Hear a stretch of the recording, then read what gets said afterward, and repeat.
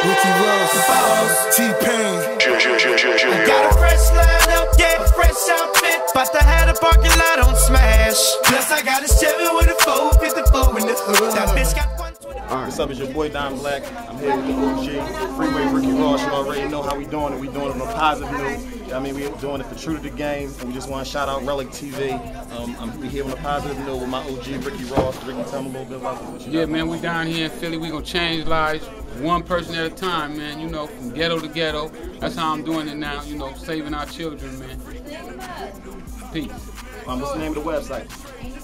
FreewayEnterprise.com. For sure. True to the Game, RELLIK TV. Yeah, I'm giving a shout out to True to the Game, RELLIK TV. Peace out. Rick Ross. He gave me a piece of paper.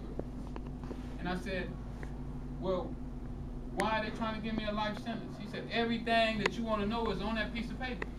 That piece of paper will tell you everything you need to know. And that was the first time in my life that I ever really wanted to know how to read. That was the one time. And after going through that, I started to analyze myself of why I hadn't started reading until I was 28 years old. Rick, why was you not reading? And then what I found out is that the stuff that they had me reading in school didn't interest me. It wasn't something that I wanted to know about. Well, let me tell you, after he gave me that piece of paper, I went back to my cell and I drawed up enough confidence to tell my cellie that I couldn't read. And then I asked him to read the piece of paper to me. I said, man, will you read this for me? I want to know. I'm looking at life sentence. They telling me you ain't never going home again. I ain't killed nobody. I'm saying for drugs, I knew I was going to jail, but not forever. So he told me, he said, man, it ain't no way possible that you can't read, Rick. He said, I see the way you handle everything in this building. I'm in one of these high rises. He said, you handle everybody in here, from the police to all the inmates. He said, anybody that can handle people like this here can do anything they want to do. I said, man, I ain't never did nothing but sold drugs and play tennis and basketball and football. He said, man, you can read. I'm going to teach you how to read. 2 weeks. It took this guy 2 weeks, and I was reading.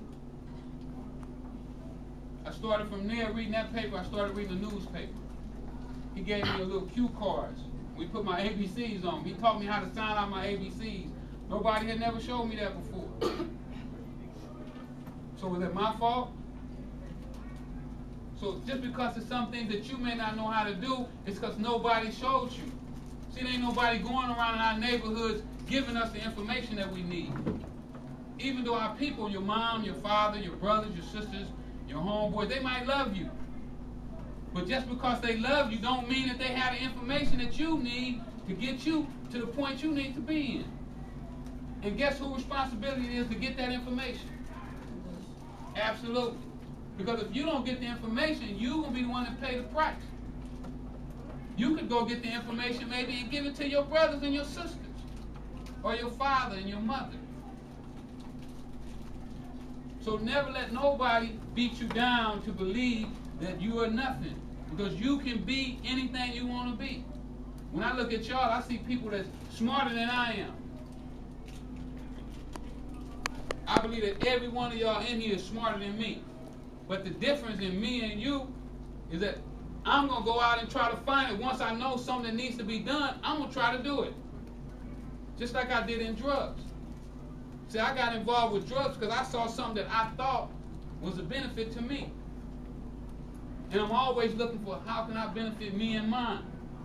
And I consider all y'all mine. All y'all my people. So once I go out and find this information, then I'm going to take the information, I'm going to try it. That's how I got here today. See, had I not learned how to read, I wouldn't be standing here today. I found an issue in my case that my lawyer didn't find. He told me that I was wrong. The judge told me I was wrong. The prosecutor told me I was wrong. I told my lawyer, you argue it anyway. When I go to the 9th Circuit Court of Appeal, which is the second highest court in the land, they second only to the Supreme Court in this whole country.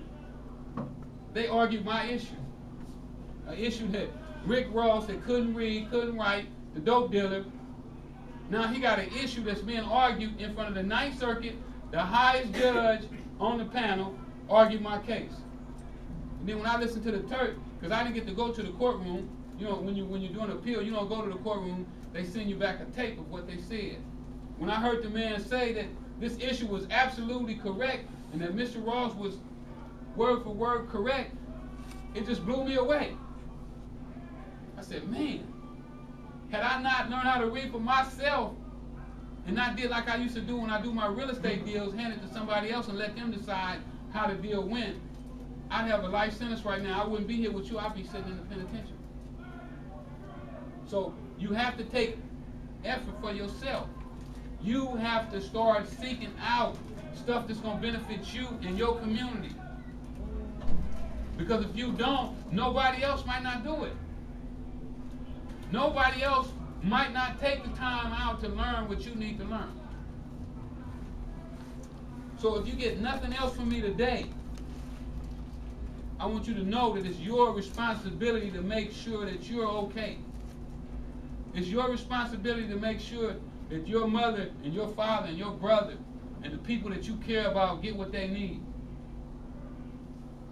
And if they're on drugs, if they're selling drugs, it's your job to get them off. It's your job to help them out of the streets. You can't count on nobody else. I'm going to give you just a little bit about the other things that I learned how to do after I started reading and what I'm doing a little bit right now.